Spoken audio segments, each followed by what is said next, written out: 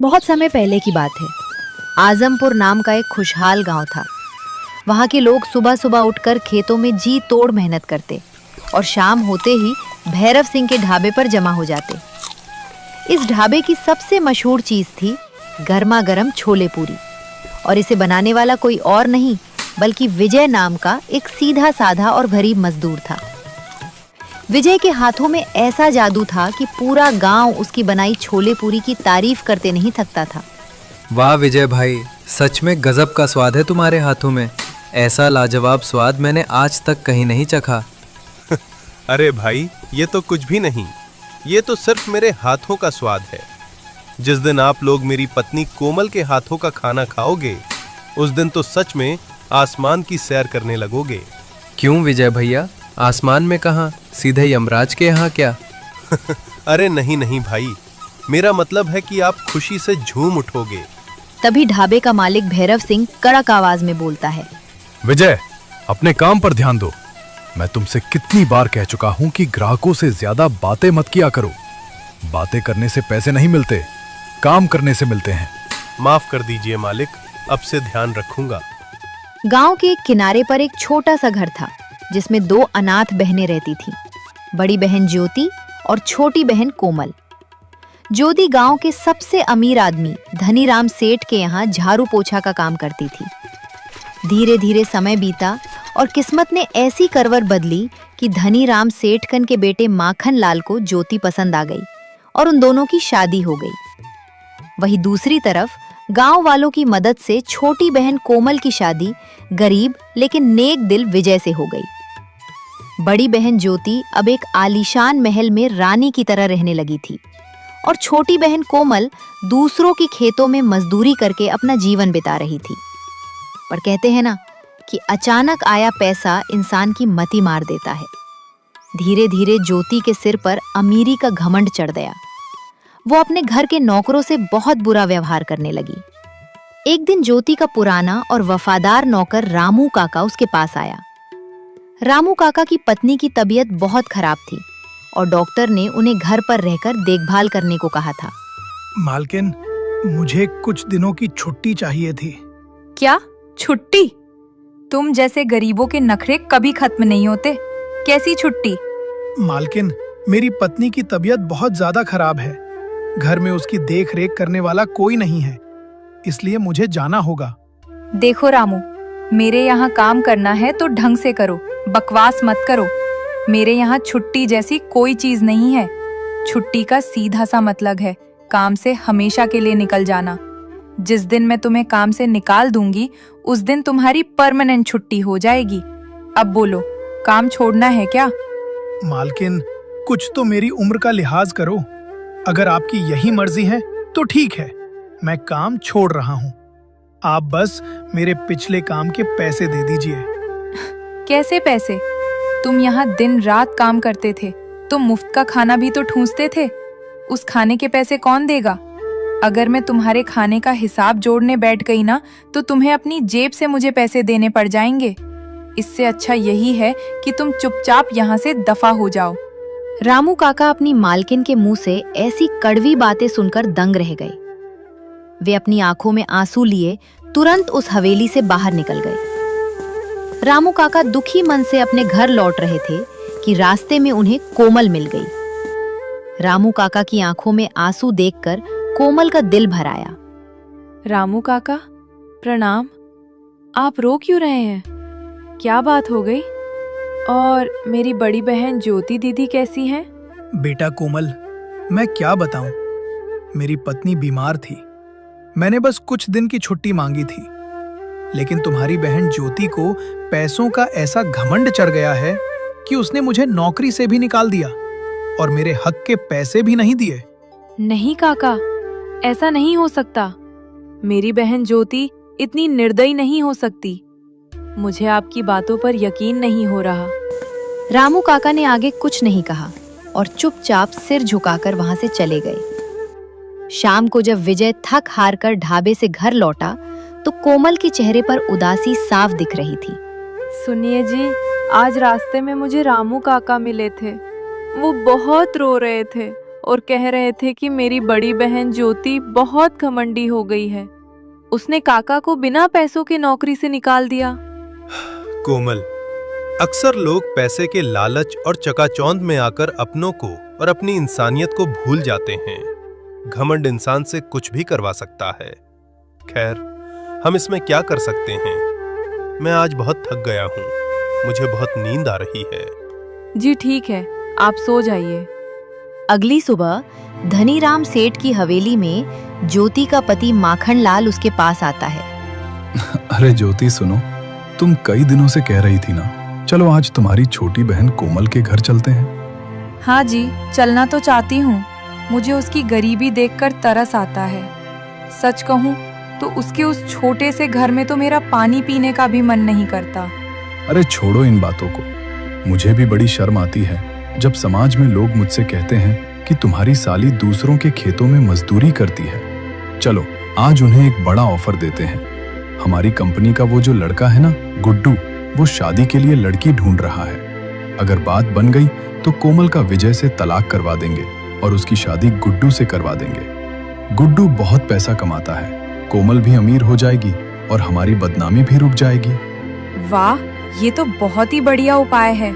चलिए फिर देर किस बात की, अभी चलते हैं। सुबह का समय था। विजय अपने काम के लिए ढाबे पर निकल चुका था। तभी ज्योति और माखन लाल सज धज कर कोमल के टूटे फूटे घर के सामने पहुंचे। अपनी बड़ी बहन को अचानक आया देख कोमल की खुशी का ठिकाना नहीं रहा। दीदी, जीजा जी, आप लोग यहाँ? नमस्ते। आइए आइए, बैठिए जीजा जी। मैं अभी आप दोनों के लिए अंदर से पानी लेकर आती हूँ। रहने दो कोमल, मुझे ऐसे छोटे और तंग घरों में बैठने की आदत नहीं है। यहाँ खड़े खड़े ही मेरे सिर में दर्द होने लगा है। अपनी सगी बहन के मुंह से अपने घर के लिए ऐसी कड़वी बातें सुनकर कोमल के पैरों तले जमीन खिसक गई। उसका दिल टूट गया, पर उसने खुद को संभाला। अच्छा ठीक है दीदी, ये सब छोड़ो।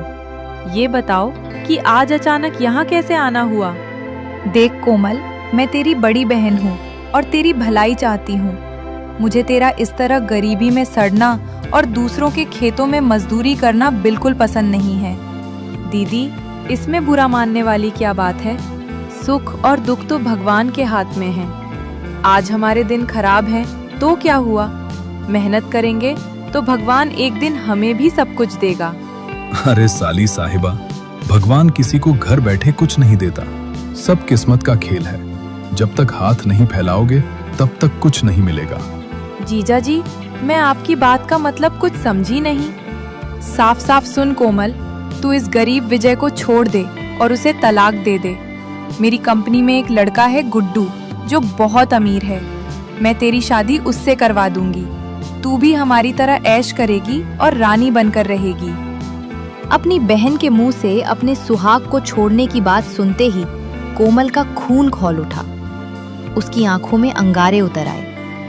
वो गुस्से से आग बबूला हो गई। बस दीदी, बहुत हुआ।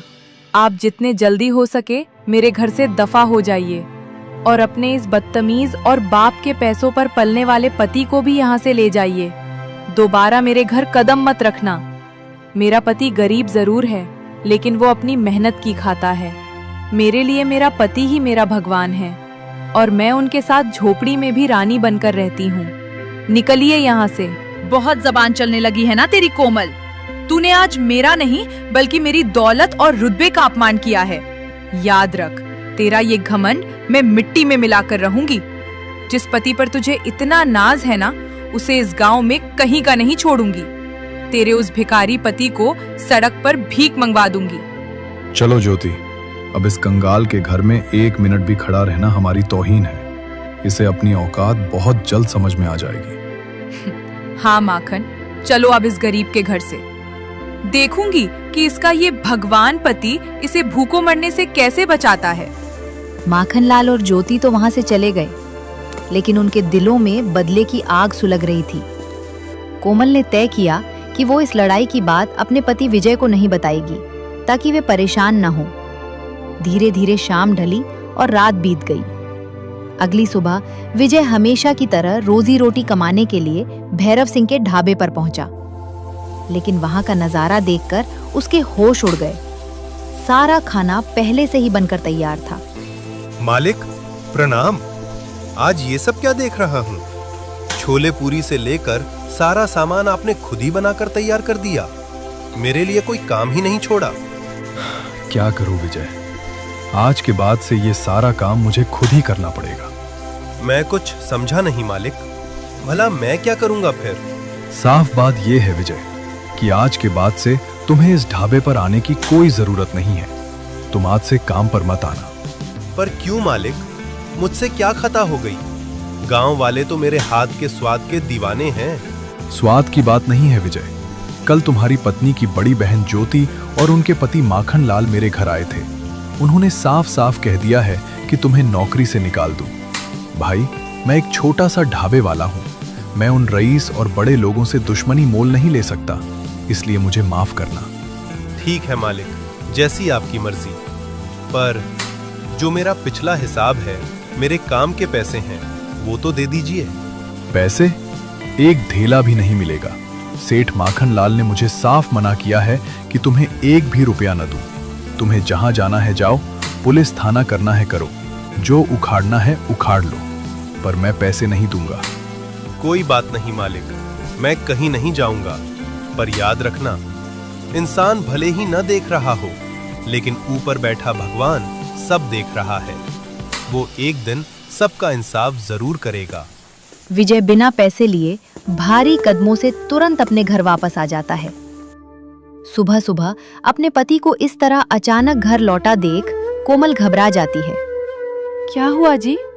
आप इतनी जल्दी घर क्यों वापस आ गए? सब ठीक तो है ना? कोमल, तुम्हारी बड़ी बहन ज्योति ने मुझे ढाबे की नौकरी से निकलवा दिया है। और तो और मालिक ने मेरा हक का पैसा देने से भी मना कर दिया। कोमल, सच सच बताओ, क्या कल कोई बात हुई थी क्या? हाँ जी, मुझे माफ कर दीजिए। कल ज्योति दीदी और जीजा जी यहाँ आए थे। वे आपके बारे में बहुत उल्टा सीधा बोल रहे थे। वे कह रहे थे कि मैं आपको छोड़कर किसी अमीर लड़के से शादी कर लूं। मुझसे आपके खिलाफ एक शब्द भी नहीं सुना गया, इसलिए मैंने उन्हें कड़ा जवाब देकर घर से भगा दिया। जाते जाते दीदी कहकर गई थी कि वो आपको मिट्टी में मिला देगी। अरे रोती क्यों हो? तुमने बहुत बढ़िया किया, बहुत अच्छा जवाब दिया उन्हें। तुम बिल्कुल टेंशन मत लो। जिसने अपनी इंसानियत बेच दी, वो भला हमारा क्या बिगाड़ेगा? काम की क्या कमी है? मैं अभी काम ढूंढने दूसरे गांव जा रहा हूं। विजय बिना हिम्मत हारे तुरंत पड़ोसी गांव की तरफ निकल पड़ा। वहां जाकर उसने एक बड़े सेठ से मुलाकात की और उसे खेत में मजदूरी का काम मिल गया। विजय ने बिना रुके दोपहर की धूप में जी तोड़ मेहनत की। देखते ही देखते शाम होने तक उसने अकेले ही पूरा का पूरा खेत जोतकर काम खत्म कर दिया। जब वो शाम को सेठ के घर पहुंचा तो सेठ उसका काम देखकर दंग रह गया। वाह भाई विजय, मान गए तुम्हारी मेहनत को। तुमने तो 2 दिन का काम अकेले एक ही दिन में खत्म कर दिया। ये लो, तुम्हारी ईमानदारी और लगन को देखकर मैं तुम्हें तुम्हारी मजदूरी से 50 रुपए ज्यादा दे रहा हूं। ये पूरे 350 रुपए अपने पास रखो। बहुत बहुत धन्यवाद सेठ जी। अरे धन्यवाद की कोई बात नहीं है। आगे जब भी मेरे पास काम होगा, मैं तुम्हें ही बुलाऊंगा। मेहनत की पहली कमाई हाथ में आते ही विजय की खुशी का ठिकाना नहीं रहा। 350 रुपए हाथ में पाकर वो सोचने लगा कि क्यों ना आज अपनी प्यारी पत्नी कोमल के लिए कुछ अच्छा लेकर चला जाए। वो तुरंत पास की एक किराना दुकान पर गया। वहां से उसने मैदा, आलू और समोसे बनाने का सारा जरूरी सामान खरीदा और खुशी खुशी सीधे अपने घर पहुंचा।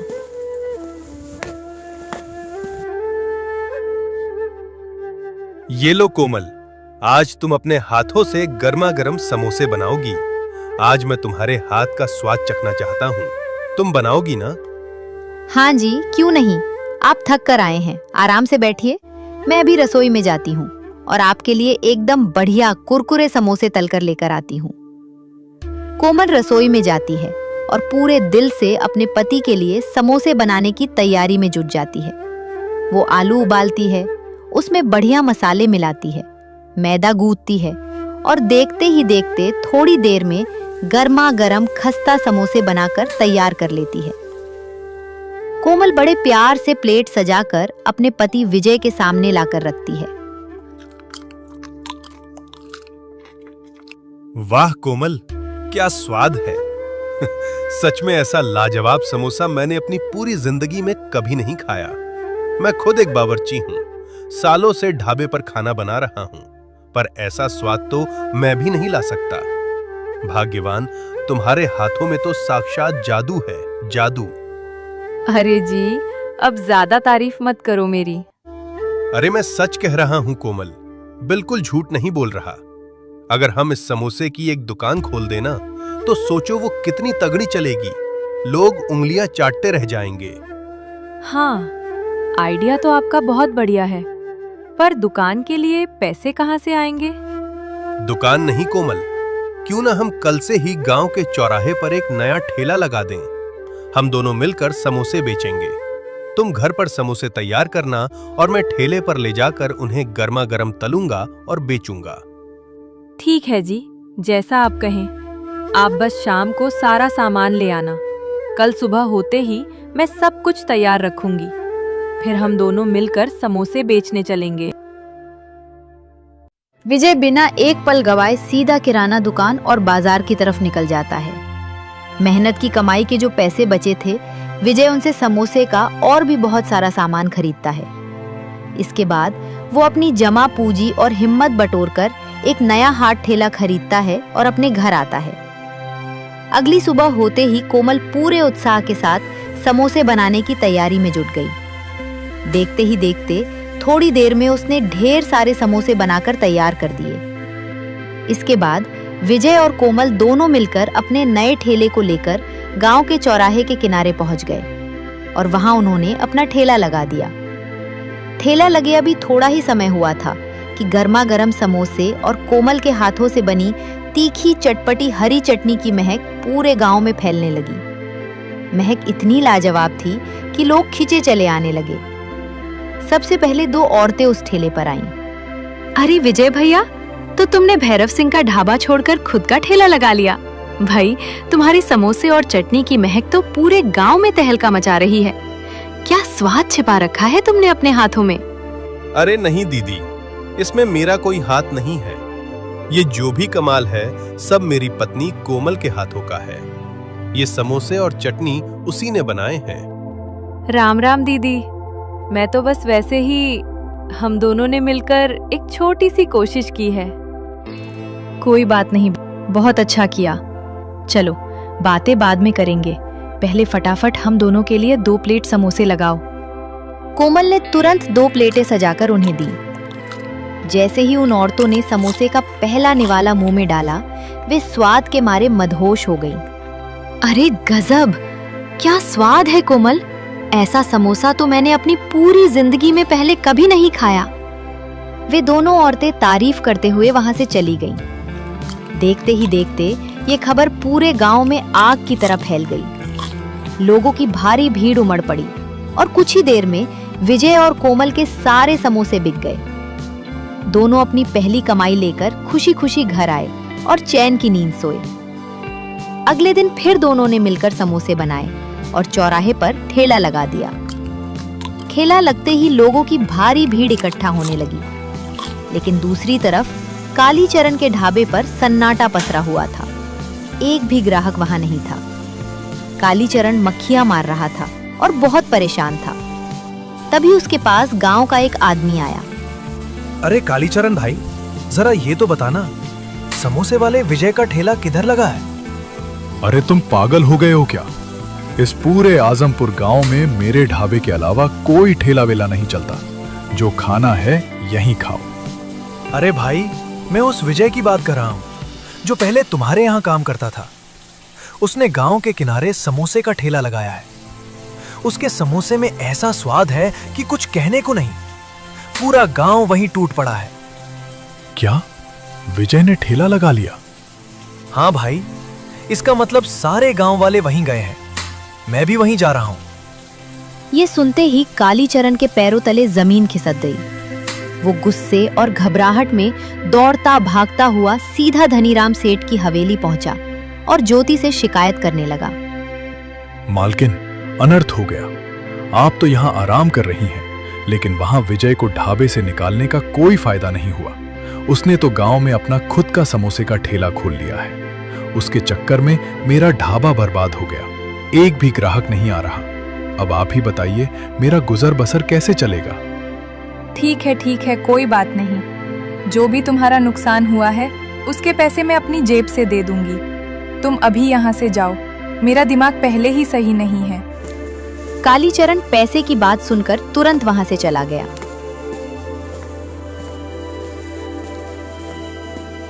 थोड़ी देर बाद ज्योति का पति माखन लाल घर लौटा तो ज्योति ने उसे पूरी बात बताई। क्या बात कर रही हो ज्योति? सचमुच? अभी जब मैं रास्ते से आ रहा था तो मुझे भी हवा में एक अजीब सी बेहद लजीज महक आ रही थी। वो खुशबू मुझे अपनी तरफ खींच रही थी, पर मुझे लगा कि कोई अपने घर में कुछ खास बना रहा होगा। अब समझ में आया, वो कोमल के समोसों की महक थी। अगर ऐसी बात है तो हमें खुद चलकर देखना चाहिए कि आखिर माजरा क्या है। दोनों राजी होते हैं और हवेली से निकलकर सीधे विजय के ठेले की तरफ चल देते हैं। जैसे ही वे ठेले के पास पहुंचे, समोसे की वो सोंधी और लाजवाब महक सीधे उनके दिलों में उतर गई। उस खुशबू ने ज्योति और माखन लाल के भीतर भरे नफरत और घमंड के मूड को पूरी तरह बदल दिया। कोमल बहन। अपनी बड़ी बहन के मुंह से इतने दिनों बाद बहन शब्द सुनकर कोमल की आंखों से आंसू छलक पड़े। वो दौड़कर आगे आई। दीदी, आपने मुझे बहन बोला। दीदी, आज अचानक यहाँ कैसे आना हुआ? कोमल, मैंने पूरे गांव में सुना कि तू बहुत ही स्वादिष्ट समोसे बनाती है।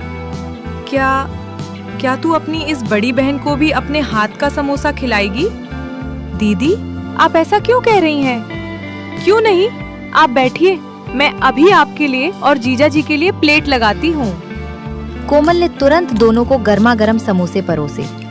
जैसे ही ज्योति और माखन लाल ने समोसा खाया, उसके जादुई स्वाद ने उन्हें पूरी तरह मोहित कर लिया। उनका दिल पिघल गया और उन्हें अपनी गलती का गहरा एहसास हुआ। मुझे माफ कर देना विजय भाई, मुझसे बहुत बड़ी गलती हो गई थी। अमीर होने के घमंड में मैंने तुम जैसे भले इंसान का दिल दुखाया। अरे कोई बात नहीं माखन भाई, अपनों के बीच ऐसी छोटी मोटी बातें होती रहती हैं। आप हमारे घर आए, यही हमारे लिए बहुत है। कोमल, मुझे भी माफ कर दे मेरी बहन। तेरे हाथों में तो सचमुच जादू है। मैं पैसों के घमंड में अंधी हो गई थी और अपनी सगी बहन के प्यार को भूल गई थी। मुझे माफ कर दे। कोई बात नहीं दीदी, जब से आपको अपनी गलती का एहसास हुआ और आप सुधर गईं, हमारे लिए तभी से अच्छा दिन शुरू हो गया। अब रोइए मत। कोमल, अब तुम्हें इस छोटे ठेले पर काम करने की जरूरत नहीं है। तुम्हें किसी भी चीज की जरूरत पड़े, बेझिझक अपनी इस बहन को बोल देना और मैं बहुत जल्द ही तुम दोनों के लिए शहर में एक बहुत बड़ा ढाबा खुलवा कर दूंगी। इस तरह कोमल के स्वाभिमान, विजय की मेहनत और उनके हाथों के अनोखे स्वाद ने ज्योति और माखन लाल के घमंड को हमेशा के लिए खत्म कर दिया। दोनों परिवार फिर से एक हो गए और खुशी खुशी रहने लगे। सीख: ये कहानी हमें सिखाती है कि धन दौलत का घमंड हमेशा हारता है और ईमानदारी, मेहनत व अपनों के प्रति सच्चा प्रेम ही जीवन की सबसे बड़ी जीत है।